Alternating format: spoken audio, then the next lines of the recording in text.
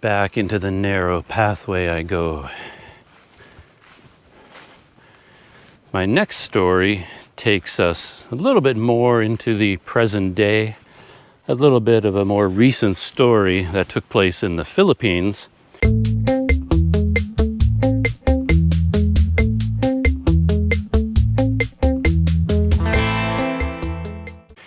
And though the story of the robbery is interesting, it was more about going to the police station and making a report that was really interesting. And I think when I went to the police and filed a report in the Philippines, I think that was the first time I'd ever done it. And the second time was recently in Indonesia when my smartphone was stolen. I went and filed a police report then as well. And both experiences were quite interesting. So this story took place on the island of Siquijor in the Philippines. Very well-known island for visitors to visit, for tourists and backpackers to check out. And I went there as I was riding my bike around that part of the Philippines. And while I was there, I heard about this beautiful and secluded beach called Cagusuan. I think that's the name, Cagusuan. You can find it on Google Maps. And it's about, I guess, 35 kilometers away from my guest house at the time. So I got all ready with my bike, packed up a pannier bag with stuff, with a kit that would be suitable for the beach. And I set off on my bike to find this beach. Took a while to get there. This was again before I had a smartphone, which seems amazing now that I found these places with just a paper map and asking people for directions and being lost almost all the time anyway. It's kind of a miracle that I managed to find this beach at all. Would have been so easy if I'd been using Google Maps, but I wasn't, and I eventually found it. And this beach was quite below ground level. What I mean is when I rode my bike to the beach, I found myself on a cliff, and there was a very steep and narrow and rickety and winding stairway going down from the cliff to the beach. And I tried to pick up my bike and carry it down, and I could have done it, but it would have been so much work and so kind of dangerous. And I thought, well, we're in the middle of nowhere here. It's pretty remote, so I'll just lock my bike up at the top of the stairs, and then I'll go down to the beach, and my bike should be okay. So I go down there, and I'm spending time on the beach. I've got my camera out. I'm taking pictures of all the beautiful rock formations. It's one of the most beautiful beaches I've ever seen in my life. The Philippines is astonishing from that point of view. They have more beautiful beaches, tropical islands, than Hollywood could even imagine. They can't even create places as beautiful as the beaches in the Philippines, in my humble opinion. And there are just so many of them. Everywhere you go, you run across more of them, and they're in the middle of nowhere, completely empty. Not a person anywhere in sight, not a building, not a house, not a farm. And you find these gorgeous stretches of tropical beach that any place else in the world would just have 1,000 people on it. And these beaches would be completely empty.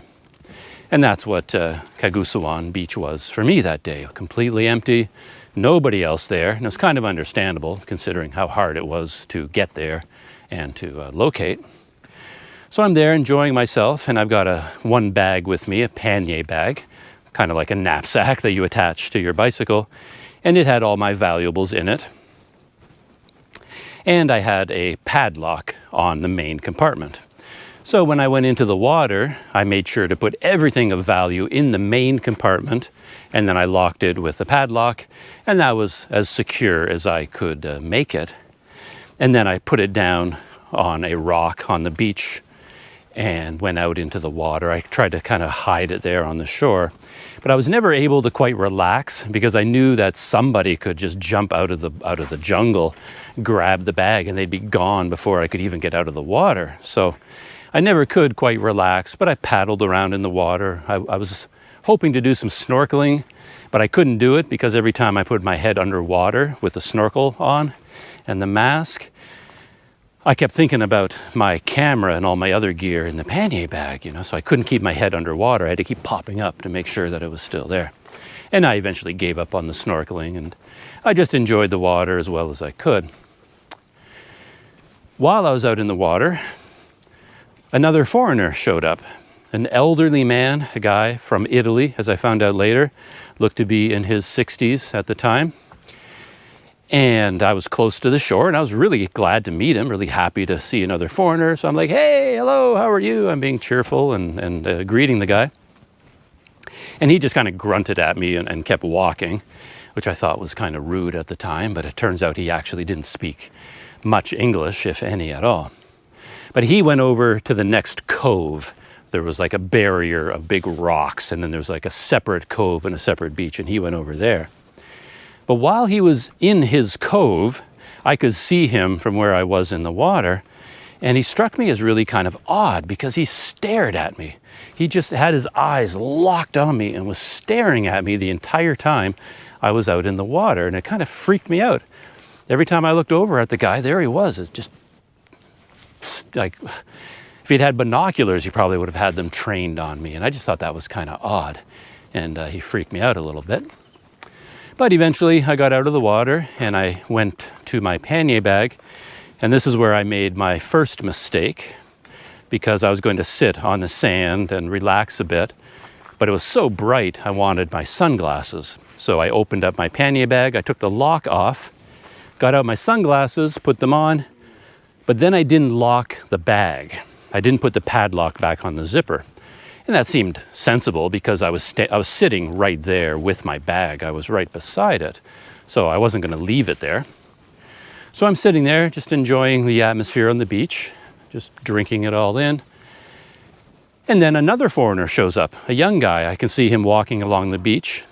And if I remember right, he was from New Zealand. And I saw him walking towards me, and we waved at each other with a big smile from a distance. And I thought it'd be kind of rude just to sit here and wait for him to reach me. So I thought I would get up and meet him halfway. So I got up from where I was sitting, and then I started walking towards him, and then the two of us met. The key here is that though I didn't walk very far, I had walked around a big boulder, and I no longer had line of sight between me and my bag, which I'd left sitting on the sand. I couldn't see it anymore, basically. But I was so close to it, I wasn't worried about it. It was sort of like from here, maybe to that corner, but there was a rock in between us, and I had a nice chat with this guy from New Zealand, and oddly enough, we even talked about security. He'd heard a lot of stories about how at these beaches in Sikahor, kids would be up in the trees in the jungle right on the edge of the beach, waiting for foreigners like me to show up. And if we leave bags on the beach and go in swimming, they'll jump down out of the trees, run to our bags, grab them, and then run back into the jungle, and they're gone. And he said this happened a lot here. So he was telling me this story, and I thought, oh yeah, my bag, where's my bag? So I turned around and I went back, and to my horror, my bag was still there, but in a bizarre twist, my pannier bag was open, the zipper had been opened, another bag that was inside had been removed, put on top, and then my wallet, which had been inside that second bag, had been removed, opened, and was sitting on the very top of the pile. So my pannier bag was now a pyramid. The bag on the bottom, a second bag on top, and then my wallet sitting on the very top out in the open. And I hadn't left it like that. So I run back to the pannier bag in a bit of a panic, and I opened my wallet, and of course, money was gone. And in a strange twist, I had done kind of an accounting that morning. So, and I kept records in a little journal that I had, and I had an exact number. I knew exactly how much money was in my wallet, and it was 2,380 pesos, which is about, not a huge amount of money. It's about $50 US. And when I opened my wallet, 2,000 pesos were missing. Like 1,000 pesos bills were gone. That was the money I was going to use to pay my hotel for the next week or whatever.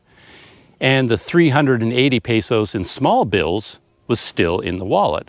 The thief, whoever it was, had taken the two big bills and left all the money behind, and even left my wallet behind. So it was a real mystery. Thinking back, there were a few things I could have or should have done at that point, but I didn't do any of them. I just turned to the guy from New Zealand and I shouted at him, "I've been robbed. Someone just stole money from my bag." He came running over and we're looking at my bag, you know, open on the beach, and I told him what had happened.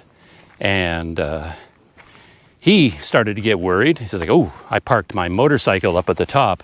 You know, now he was nervous about his motorbike and he thought he should go check on it. And I thought it was a good idea to get out of there as well. So I packed up my pannier bag and the two of us walked up the long stairs to go back up. And my bicycle was still there, thankfully. And his motorcycle was still there. It was fine. And we were standing at the top for a while talking about this whole incident and speculating about what might have happened. Was it, I think we both assumed the stories were true and that some young boys had jumped out of the jungle trees, run onto the beach, stolen money from me, and then disappeared. But even then, right after all this had happened, that still seemed weird to me, because what local Filipino kid, or professional thief for that matter, would even know how to dig down into my pannier bag, find the other bag where I had put my wallet, pulled them out, removed my wallet, taken only some of my money and left the rest behind. As I said, the money all the money I had in the wallet came to about $50 US, and I only lost a part of that, $45 or something like that. But if you took into account the pannier bag, the camera, the extra lenses, everything that was in that bag, it was probably worth about $3,000 total. So the bag itself, the contents, was like 60 times more valuable than the money that was stolen. And what thief would take the time to dig down, grab my wallet, take only some of the money? Wouldn't they just grab the whole bag and run away with it? Right? So I was puzzling this out. Even then, it seemed kind of odd to me. And then while I'm talking with this guy from New Zealand, that elderly man from Italy appeared. He came walking up the stairs, and I had totally forgotten about him. Never even thought about him from the second I saw that the theft had occurred. So I was talking to him, and I told him, yeah, someone robbed me just down on the beach just now. And had you seen anyone? Did you see anything? And he said he had seen a boy, a Filipino boy, in a blue shirt. And that's all he saw. He didn't see my bag. He didn't know anything about that. And then the Italian man got on his motorbike, and then he went away. It's interesting for me how situations like this, anything serious, does bring out the worst and the best of people. Someone had robbed me, which, the worst. And I'm talking to this young guy from New Zealand, and he was willing to do anything for me. I told him I had been robbed, and I still had to ride my bike 35 kilometers to get back to my guest house. And now I was going to have to try and find money somewhere. And he offered to help me out. He says, "Listen, I'll give you some money. How much do you need to get you back to your hotel? You can buy food and water along the way. Do you need money for the next few days? I can cover you. You can pay me back later. Let me go with you. I'll go with you on my motorcycle and accompany you on your bicycle in case you're worried."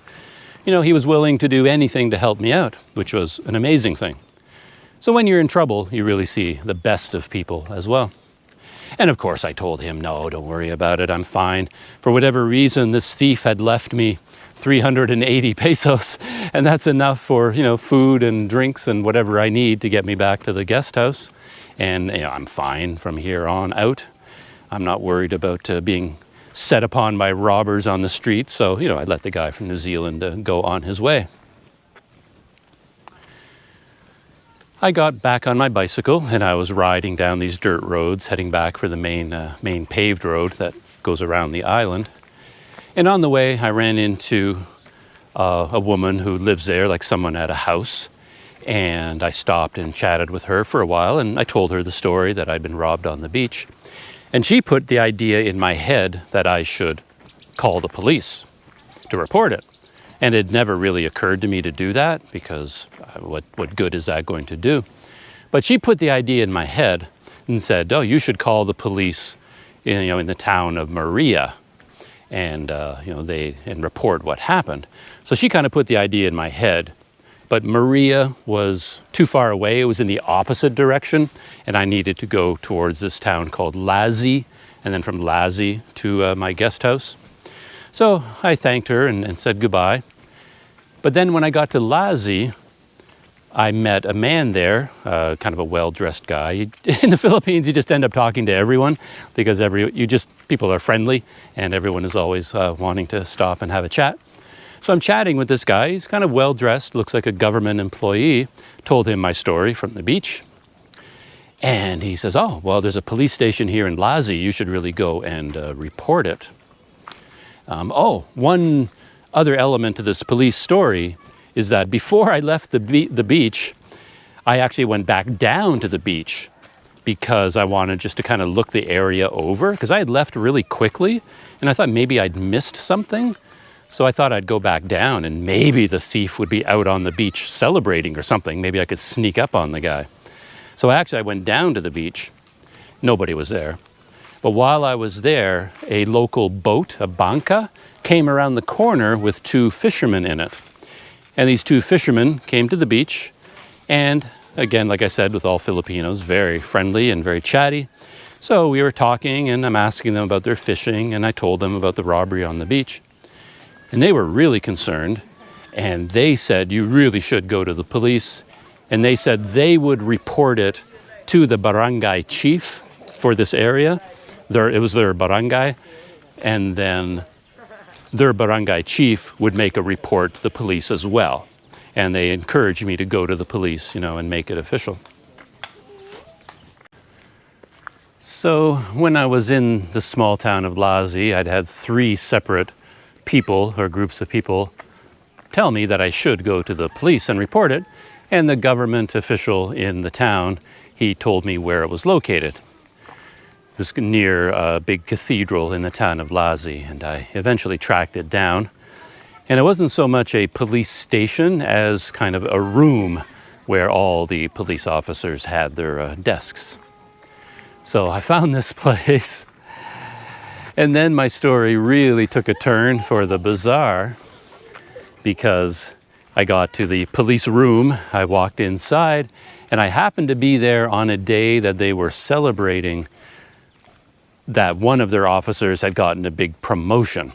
So they were having a big party, and everyone was pretty much drunk. They were all drinking rum and water, if I remember right. And everybody was drunk or well on their way to being drunk.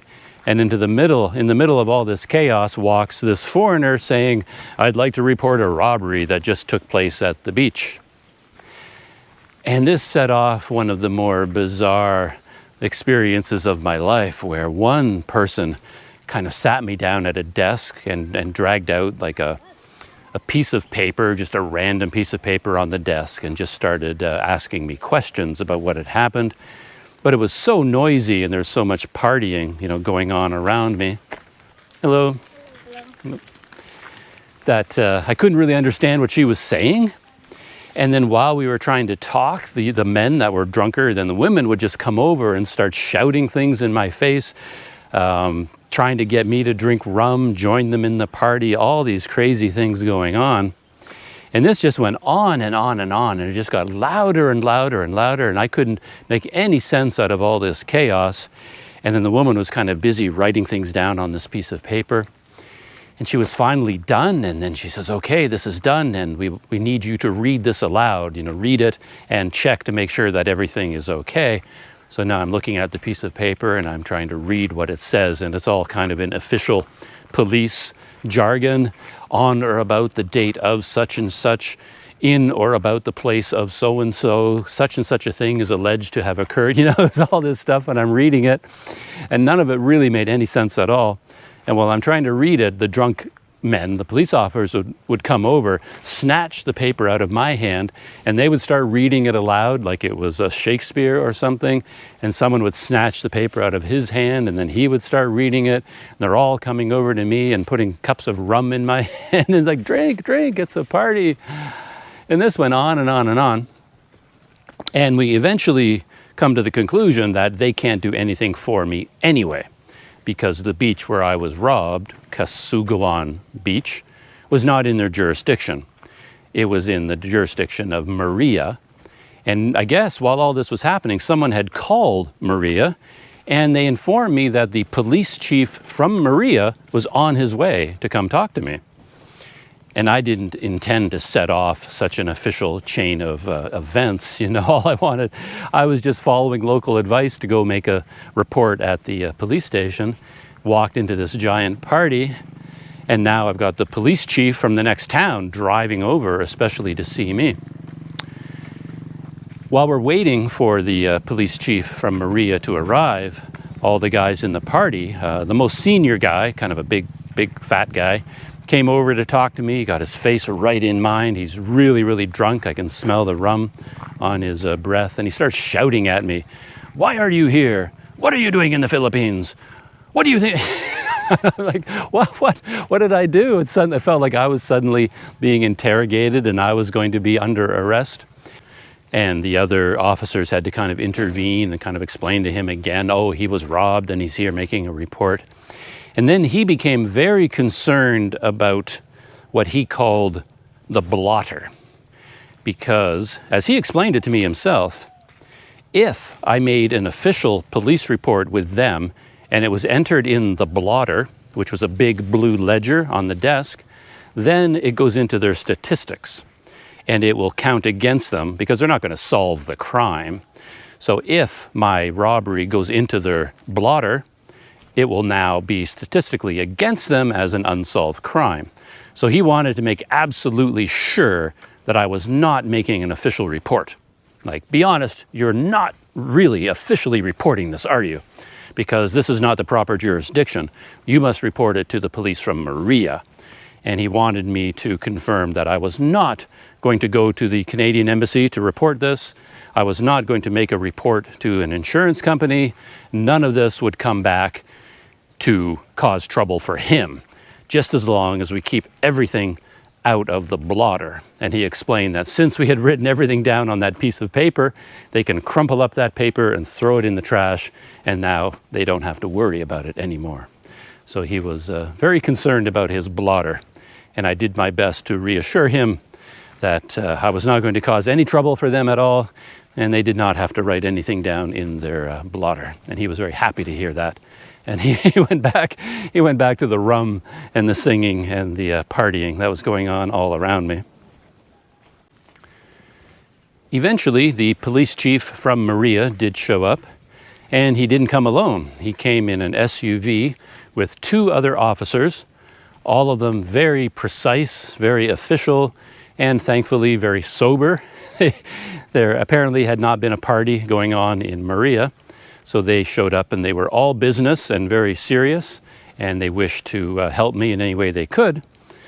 And they eventually bundled me into the SUV, drove me all the way back to the beach, and then they went down to the beach with me with cameras and notebooks and pens, and basically had me recreate the crime, posing where my pannier bag had been on the beach. Actually, I had it with me still, and I put it on the beach. We could even see my footprints in the sand, where my footprints went up to the pannier bag and then my footprints leading away.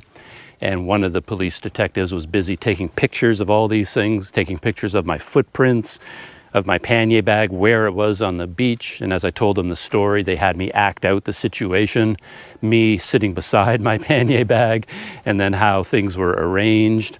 And then the police gathered around me and we stood together in a group and posed for pictures.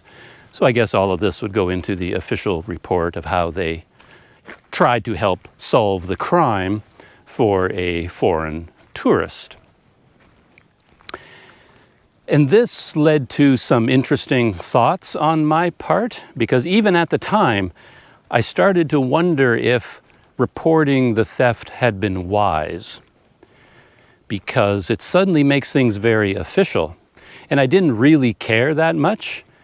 I had lost about $45, And in exchange, I got one of the best stories of my life. Just the being part of that party at the Lazi police station, that alone was worth $45. Going back to the scene of the crime, going back to the beach with 3 detectives and a police chief, and recreating the crime so that they can document it, like total Sherlock Holmes stuff, investigating the crime, even knowing that none of this will ever be solved.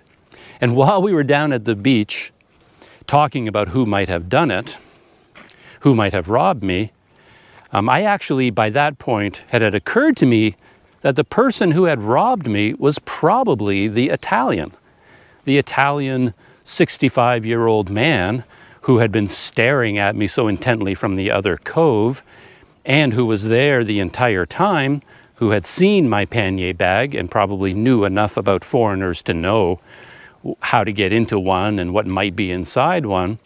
And as a foreigner, he would probably be more likely to take only my money and to be nice enough to take most of it, but still leave me enough to get home, because he would know that if he took my entire pannier bag and all the camera gear, that's easily identifiable.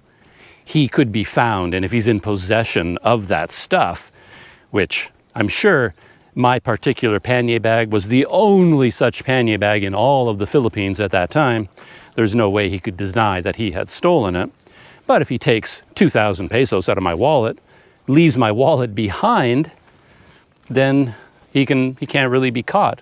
So the more I thought about it, the more I was pretty convinced it was this Italian man who had stolen the money. Had it been a Filipino, I think they would have taken the whole bag. They just would have grabbed the bag and they would have run off with it. And that would have been pretty much a disaster for me. So I'm very pleased that that didn't happen. So I was trying to tell the police officers that, hey, it might have been this Italian guy. I think he probably was the thief. But I didn't get very far with that, because they were convinced that this story about the boys that hide in the jungle trees and they jump down and grab things and run away, they were pretty sure that that is what had happened. And they told me that the prime suspect in this case would have been a local guy. He's a known thief, and everybody knows him as the Sniper. They said, yeah, we think, if there's a robbery like this on the beach, we usually know who to arrest, and it's this guy we call the Sniper. But we know it's not him this time because he's currently in jail serving time for another theft. So the Sniper was currently in jail, so he had an alibi. So they did not go off to arrest him. So that's everything that was going on at the time. And it occurred to me, as I said, that maybe filing this theft report was not very wise, because it could cause trouble for other foreigners. What I mean is, now that I had made such a big deal out of being robbed on this beach, the police might close the beach. They might put in place security measures, put a barbed wire to keep people away from this beach. And now other foreigners in the future might not be able to go to this beach anymore because I had reported the story of being robbed there. So I started to think, maybe it's a better idea to kind of keep your mouth shut and not raise a ruckus. Don't report it, because you can end up causing unintended consequences by doing so. I was thinking about this theory this morning before I set off for this walk, and I went onto Google Maps and I clicked on the link for Casuguan Beach on Siquijor, and you can see the reviews of the beach as a tourist attraction.